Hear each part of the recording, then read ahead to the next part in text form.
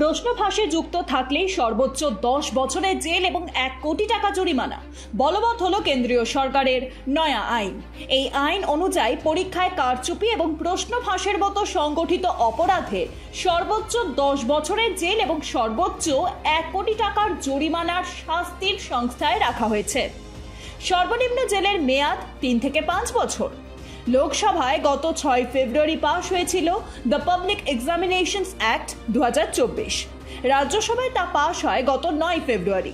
তারপর 3 দিনের মধ্যেই গত 12 ফেব্রুয়ারি রাষ্ট্রপতি দ্রৌপদী মুর্মুর স্বাক্ষরের মধ্যে দিয়ে এই বিল আইনে পরিণত হয়। এরপর টানা 3 মাস এই আইনের রুল তৈরি করছিল আইন মন্ত্রক। ইউপিএসসি, এসএসসি, এনটিএ এই নিয়ামক সংস্থার পরীক্ষায় কারচুপি এবং সংগঠিতভাবে প্রশ্নপত্র ফাঁসের প্রয়াস রুখতেই এই আইন বলবৎ করা হলো। এবার তৃণমূলের বিরুদ্ধে হোর্ডিং দুর্নীতির অভিযোগ তুলল বিজেপি। কলকাতা ও সংলগ্ন এলাকায় কয়েকশো কোটি টাকার হোর্ডিং দুর্নীতি হয়েছে বলে শুক্রবার সাংবাদিক সম্মেলন করে অভিযোগ করেন বিজেপির মুখপাত্র শ্রমিক ভট্টাচার্য। তৃণমূল পরিচালিত পুরসভা এবং পুর নিগমগুলিতে কলকাতা ও লাগোয়া এলাকায় কয়েকশো কোটি টাকার এই হোর্ডিং দুর্নীতিতে অভিযুক্ত বলে দাবি শ্রমিক বাবু। বিজেপি নেতার দাবি, কলকাতা ও সংলগ্ন এলাকার কোথাও কোনো হোর্ডিং লাগাতে চাইলে কলকাতা পুর নিগমের রোকসি বিল্ডিংয়ে গিয়ে আবেদন জানাতে হয়। নির্দিষ্ট রেট অনুযায়ী সরকারি নিয়ম মেনে অনুমোদন দেওয়ার নিয়ম, কিন্তু তার নিয়ম মেনে হচ্ছে না বলে দাবি শ্রমিক বাবুর। তার আরও দাবি, পুরো ভিআইপি রোডের হোর্ডিং দেখাশোনার দায়িত্বে রয়েছে পিডব্লিউডি, কিন্তু লেকটাউন থেকে উল্টোডাঙ্গা এমনকি শ্রীভূমির ফুটব্রিজের বেশ কিছু বিজ্ঞাপন মেয়াদ উত্তীর্ণ।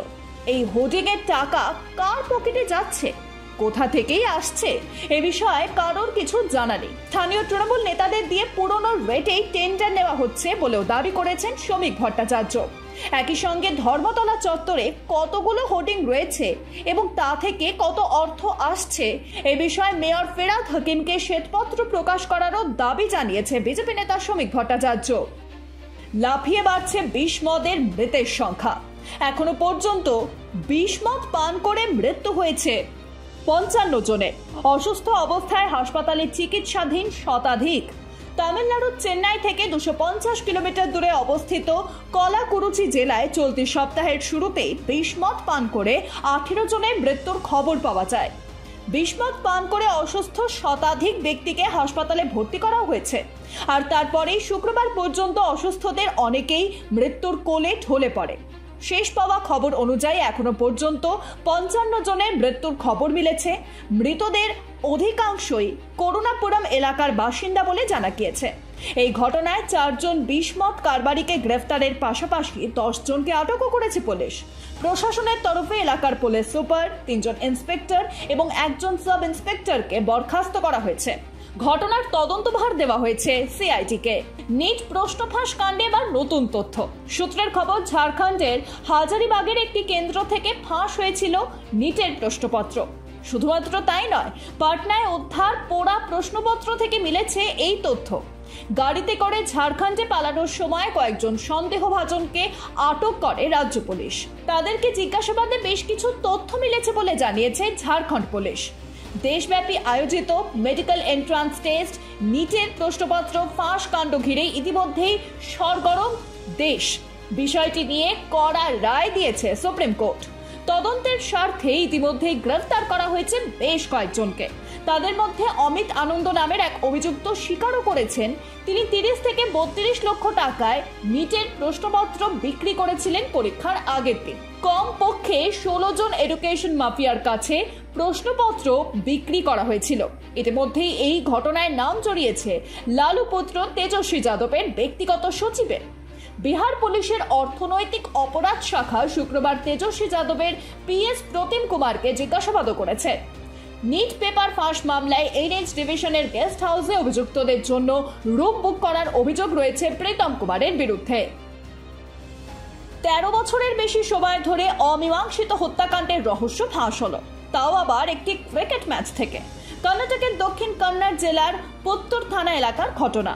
অভিযুক্ত বিশ্বনাথ শেট্টিকে অর্থ বিশেষজ্ঞ বিশ্বনাথ রায়কে হত্যার ঘটনায় গ্রেফতার করার পর ধৃতকে আজীবন কারাবাসের সাজা দেন বিচারক। 2001 সালের 9 জুন অর্থ বিশেষজ্ঞ বিশ্বনাথ রায়ের স্ত্রী মল্লিকা রায় পুত্তুর থানায় স্বামীর নিখোঁজ ডায়েরি করে। তদন্তে নেমে পুলিশ জানতে পারে ঘটনার দিন তারাই ফার্মের ম্যানেজার বিশ্বনাথ শেট্টির সঙ্গে ছিলেন বিশ্বনাথ রায়। উভয়ের মধ্যেই কিছু বিষয়ে তর্কাতর্কিও হয়, আর তারপর থেকেই নিখোঁজ বিশ্বনাথ রায়। দিন কয়েক পর বিশ্বনাথ রায়ের দেহ পর্যন্ত উদ্ধার হয়, কিন্তু ঘটনায় অভিযুক্ত বিশ্বনাথ শেট্টির কোনো খোঁজই মিলছিল না। অভিযুক্তের স্ত্রী জানিয়েছিল ঘটনার দিন থেকে শেট্টিও নিখোঁজ। এরপর বছরের পর বছর বেরিয়ে যায়, কিন্তু কোনোভাবেই শেট্টির সন্ধান না মেলায় পুলিশ হাল ছেড়ে দেয়। 2012 সালে পত্তর থানায় দায়িত্বে আসেন সুরেশ কুমার পি। পুলিশ সুপারের নির্দেশে অমীমাংসিত মামলা নিয়ে কাজ করাকালীন তার নজরে আসে রায় হত্যাকাণ্ড। তারপর দীর্ঘ কয়েক মাসের তদন্তের পর খোঁজ মেলে অভিযুক্ত শেট্টির ছেলে ক্রিকেট খেলোয়াড়। সেই খেলার সুবাদেই এক পুলিশ কনস্টেবল শেট্টির ছেলের উপর নজর রাখে। তারপরে তার মোবাইল ফোন ট্র্যাক করে শেট্টির সন্ধান মেলে পার্শ্ববর্তী রাজ্য তামিলনাড়ুতে। নাম হারিয়ে সেখানে সে বসবাস করছিল। এক চিকিৎসককে ভয় দেখিয়ে অর্থ আদায়ের অভিযোগে গ্রেফতার করা হলো এক ব্যক্তিকে। অশোক কুমার নামক বছর 32-এর ওই ব্যক্তি দিল্লির জনকপুরী এলাকার এক চিকিৎসককে প্রাণে মারার হুমকি দিয়ে চিঠি দেয়। চিঠিতে সে জেলবন্দি হরিয়ানার গ্যাংস্টার মনোজ বাবার নাম লিখে আতঙ্কের সৃষ্টি করেছিল।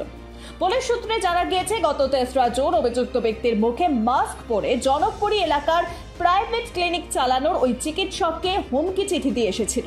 ফলে এফআইআর এর ভিত্তিতে ঘটনার তদন্তে নেমে গত 15ই জুন জয় বিহার এলাকা থেকে গ্রেফতার করা হয় অভিযুক্ত অশোক কুমারকে। জেরায় ধৃত নিজের দোষ কবুল করে এবং জানায় স্ত্রীর চাপে দিল্লিতে একটি ফ্ল্যাট কেনার জন্য সেই এই ধরনের পরিকল্পনা করেছিল। জনকপুরের ওই চিকিৎসক সহ প্রাইভেট ক্লিনিক চালানোর আরো 2 চিকিৎসকও তার নজরে ছিল। পুলিশ সূত্রে জানা গিয়েছে অভিযুক্ত অশোক কুমার বিকম গ্র্যাজুয়েট এবং একটি বেসরকারি সংস্থায় কর্মরত। ফ্ল্যাট কেনার মতো অর্থ সংস্থান তার নেই, সেই কারণে চটজলদি অর্থ কামানোর জন্য এই কাজ সে বেছে নিয়েছিল। টিভি সিরিয়াল দেখে এই ধরনের প্রাইভেট চেম্বারের চিকিৎসকদের ভয় দেখিয়ে অর্থ আদায়ের পরিকল্পনা করছিল সে। অজ্ঞাত পরিচয় এক শিশু এবং যুবতীর পরিত্যক্ত ক্ষতবিক্ষত দেহ উদ্ধারকে ঘিরে চাঞ্চল্য সৃষ্টি হলো বীরভূমের নলহাটি থানার নাগপুর এলাকায়। নাগপুর চেকপোস্টের কাছে 14 নম্বর জাতীয় সড়ক থেকে কিছুটা দূরে একটি মাঠের মধ্যে পরিত্যক্ত অবস্থায় দেহ দুটি পড়ে থাকতে দেখেন স্থানীয়রা। খবর পেয়ে ঘটনাস্থলে পৌঁছে দেহ দুটি উদ্ধার করে ময়নাতদন্তের জন্য রামপুরহাট গভর্নমেন্ট মেডিকেল কলেজ এবং হাসপাতালে নিয়ে আসা হয়। স্থানীয়দের অনুমান মৃতরা সম্পর্কে মা ও ছেলে। পুলিশ ও স্থানীয় সূত্রে জানা গিয়েছে উদ্ধার হওয়া যুবতীর আনুমানিক বয়স 27 থেকে 30। তার পরনে রয়েছে লাল সাদা প্রিন্টের ফুল হাতা চুড়িদার। যুবতীর দেহ থেকে প্রায় 15 থেকে 20 ফুট দূরে পড়েছিল ওই শিশু পুত্রের দেহ, যার আনুমানিক বয়স 6 থেকে 7 বছর। দুজনকেই ধারালো অস্ত্র দিয়ে কুপিয়ে খুন করা হয়েছে বলে প্রাথমিক তদন্তে পুলিশের অনুমান। পুলিশ মৃতদের পরিচয় জানার চেষ্টা চালাচ্ছে। কি কারণে এই খুন এবং ঘটনার সঙ্গে কারাই বা জড়িত তা জানতে তদন্ত শুরু করেছে নলহাটি থানার পুলিশ। ক্রমশ রাজধানী দিল্লিতে অপরাধীদের স্বর্গরাজ্য হয়ে উঠছে।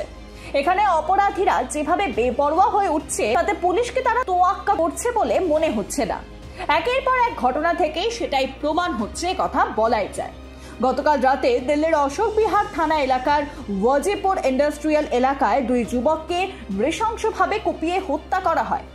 পুলিশ ও স্থানীয় সূত্রে জানা গিয়েছে ওয়াজিপুর ইন্ডাস্ট্রিয়াল এলাকায় গতকাল রাতে ওই 2 যুবককে কুপিয়ে হত্যা করেন অন্য একটি গ্যাংয়ের লোকেরা। এর পিছনে 2 গোষ্ঠীর পারস্পরিক প্রতিদ্বন্দ্বিতার গল্প উঠে আসছে। হত্যার উদ্দেশ্যে 3 যুবক ওই এলাকায় হানা দিয়েছিল বলে স্থানীয় সূত্রে জানা গিয়েছে।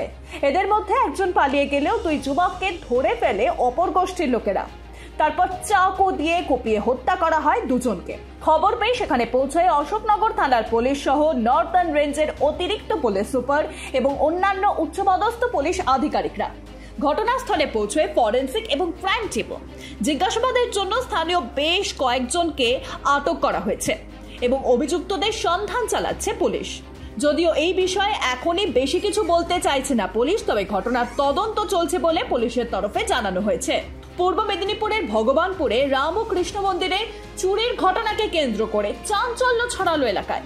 স্থানীয় সূত্রে জানা গিয়েছে, ভগবানপুর থানা এলাকার অন্তর্গত রাম মন্দিরে রামকৃষ্ণ ও রাধাকৃষ্ণের মূর্তি সহ নারুগোপাল মন্দিরের তালা ভেঙে মূর্তির সোনা ও রূপোর মুকুট, গলার হার, পদক, তাবিজ, নূপুর ও পৈতে চুরি করে নিয়ে গেছে। প্রণামী বাক্স তুলে নিয়ে যাওয়া হয়েছে বলে অভিযোগ। চুরি যাওয়ার গহনা এবং অন্যান্য সামগ্রীর আর্থিক মূল্য কয়েক লক্ষ টাকা বলে দাবি মন্দির কর্তৃপক্ষের। রাম মন্দিরে চুরির খবরে ব্যাপক চাঞ্চল্য ছড়িয়েছে পুরো ভগবানপুর এলাকায়। থানা থেকে মাত্র 1 কিলোমিটার দূরে মন্দিরে চুরির এই ঘটনার প্রতিবাদে এগরা বাজকুল রাজ্য সড়ক অবরোধ করে 1 ঘন্টারও বেশি সময় ধরে পথ অবরোধ করেন এলাকার মানুষ। দোষীদের 24 ঘন্টার মধ্যে গ্রেফতারের দাবি জানান অবরোধকারীরা। পরে ভগবানপুর থানার পুলিশের পক্ষ থেকে উপযুক্ত তদন্তের আশ্বাস পেয়ে অবরোধ তুলে নেওয়া হয়।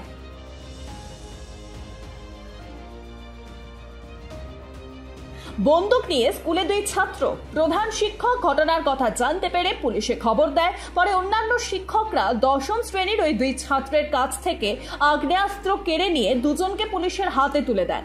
মুর্শিদাবাদের রেজিনগর থানার অন্তর্গত আন্দুলবাড়িয়া উচ্চ বিদ্যালয়ের ঘটনা। স্কুল সূত্রে জানা গিয়েছে, শনিবার সকালে 10ম শ্রেণীর ওই 2 ছাত্র ব্যাগের মধ্যে আগ্নেয়াস্ত্র নিয়ে স্কুলে পৌঁছয়। তারপর শৌচালয়ে গিয়ে অন্যান্য ছাত্রদের সেই বন্দুক দেখায়। কয়েকজন ছাত্র এসে উৎসাহিত বোধ করলেও আতঙ্কে থাকা বাকি ছাত্রদের কাছ থেকে বিষয়টি অন্যান্য শিক্ষকদের কাছে পৌঁছয় এবং তারা প্রধান শিক্ষককে এই সম্পূর্ণ বিষয়টি জানান। পরে রেজিনগর থানার পুলিশ এই 2 ছাত্রকে আটক করে থানায় নিয়ে যায়। কোথা থেকে এই নাবালকদের কাছে আগ্নেয়াস্ত্র এলো তা তদন্ত করে দেখছে পুলিশ। স্থানীয় সূত্রে জানা গিয়েছে, অভিযুক্ত 2 ছাত্রের মধ্যে একজন আন্দুলবেড়িয়া 1 নম্বর গ্রাম পঞ্চায়েতের তৃণমূল পঞ্চায়েতের প্রধানের ভাইপো।